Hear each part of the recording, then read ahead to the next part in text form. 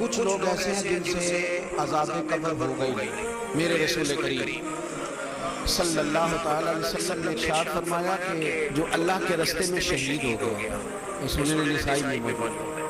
اسے عذاب قبر بھی ہوگا، بلکہ حدیث میں تو فرمایا حساب کتاب بھی نہیں ہوگا، اللہ بغیر سوال جواب کے جنت عطا فرماتا ہے۔ کچھ لوگوں کو نا لوگوں کی بخشش پہ بھی مسئلہ ہی بنتا ہے کہ کوئی بخشا نہ جائے۔ اور ایک صاحب کہہ رہے تھے یہ کیا معاملہ ہے کہ جنہیں کو بندہ مار گیا یا فلانا ہو گیا تو اس سے حساب کتاب نہیں ہوگا، اتنے بڑے جرم لوگوں نے اتنے پاپ اور جنہیں کو مر گیا تو بخشا جائے گا۔ تو میں نے کہا جرموں کا بھی اسے حساب اللہ لے لے گا،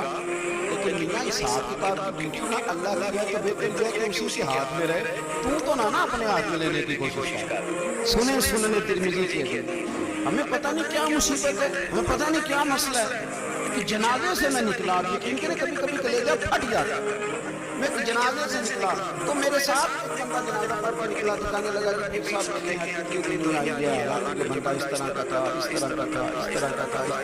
میں نے سوچا میں نے تو یاد تجھے تو فکر ہی کر دیا کہ جنت میں چلا ہی نہ جائے، تو اس طرح کرنا جنت کے دروازے کے سامنے کھڑے ہو جانا ڈنڈا لے کے کہ میں نے نہیں جانے دینا۔ شرم آنی چاہیے ہمیں۔ اللہ فرماتے ہیں جنت اتنی چوڑی ہے جتنے زمین و آسمان ہے، اس کی چوڑائی زمین اور آسمان کے برابر ہے، تو ہم تو اپنے علاوہ کسی کو جانے نہیں دینا چاہتے جنت میں۔ اور بس کریں، جنت خدا کا فضل ہے، اور اللہ فرماتے ہیں میرا فضل میں جسے چاہتا ہوں عطا کرتا ہوں۔ یہ سنن ترمذی کی حدیث، اور اس کے راوی حضرت عبداللہ بن عمر رضی اللہ تعالیٰ عنہ، نبی پاک علیہ السلام نے فرمایا جو مسلمان جمعے کے دن یا جمعے کی رات کو فوت ہو اس کو اللہ تعالیٰ قبر کی آزمائش سے محفوظ رکھتا ہے۔ جو جمعے کی رات فوت ہو جائے یا جمعے والے یعنی جمعے رات اور جمعے کی درمیانی رات چلا جائے یا جمعے والے،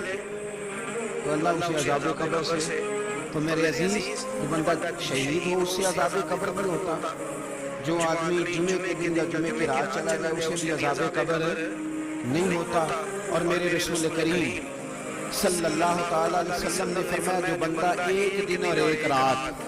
یہ حدیث صحیح مسلم میں، سنن ترمذی میں، مصنف عبدالرزاق میں موجود ہے، ایک دن اور ایک رات اللہ کی رضا کے لیے اسلامی سرحد پہ پہرا دے، میں اور آپ سوئے ہوئے ہیں،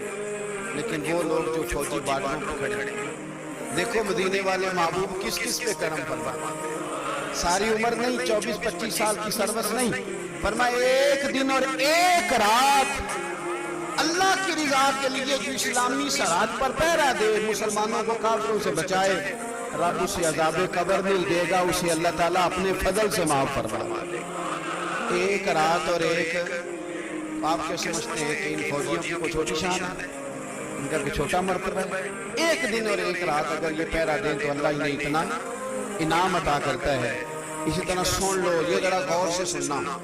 ابن ماجہ کی حدیث، اور اس کے علاوہ مسند ابو یعلا میں موجود حدیث کے راوی حضرت ابو ہریرہ رضی اللہ تعالی عنہ،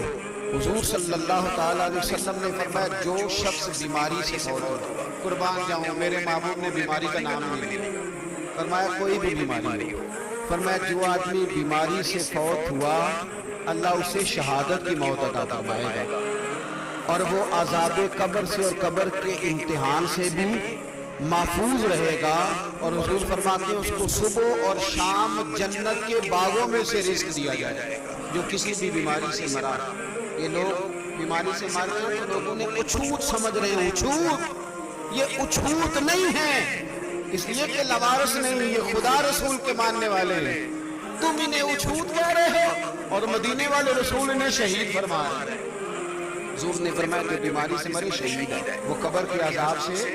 محفوظ رہے گا اور جنت کے باغوں میں سے اللہ رزق دے گا۔ لوگ کہتے ہیں دیکھو جی بڑا تانگ ہو کے دنیا سے گیا ہے، تو اس بندے کو بھی عذاب قبر نہیں ہوتا۔ اسی طرح جو بندہ سورہ ملک پڑھتا ہے، سنن ترمذی میں حضرت ابن عباس سے روایت ہے، حضور صلی اللہ علیہ وسلم کے ایک صحابی نے ایک جگہ خیمہ لگایا تو وہاں سورہ ملک پڑھنے کی آواز آتی، کوئی بندہ پڑھنے والا نظر نہیں آتا، تو حضور کی بارگاہ میں عرض کیا تو فرمایا وہاں قبر تھی اور قبر کے اندر بیٹھ کے میرا صحابی سورہ ملک کی تلاوت کرتا ہے۔ اگر ہمیں خسرہ نمبر یاد ہو جاتا ہے نا اپنی جگہ کا، اور ہمیں پتہ ہوتا ہے کہ میرے والا حصہ کتنے کروڑ کا ہے، اگر ساری کہانیاں ہمیں یاد ہوتی ہیں تو سورہ ملک بھی ہمیں یاد ہو سکتی ہے۔ موبائل پہ اس کو ریکارڈ کر کے پھر اس کو سنیں، کبھی بھی سورہ ملک میں، اور ہمارے سلسلہ عالیہ میں تو سورہ ملک وظیفہ ہے. ہمارے الوظیفۃ الکریمہ میں اعلیٰ حضرت نے لکھا ہے کہ رات کو سورہ ملک اور سورہ یاسین کے بغیر سونا نہیں. سورہ ملک اتنی شاندار صورت ہے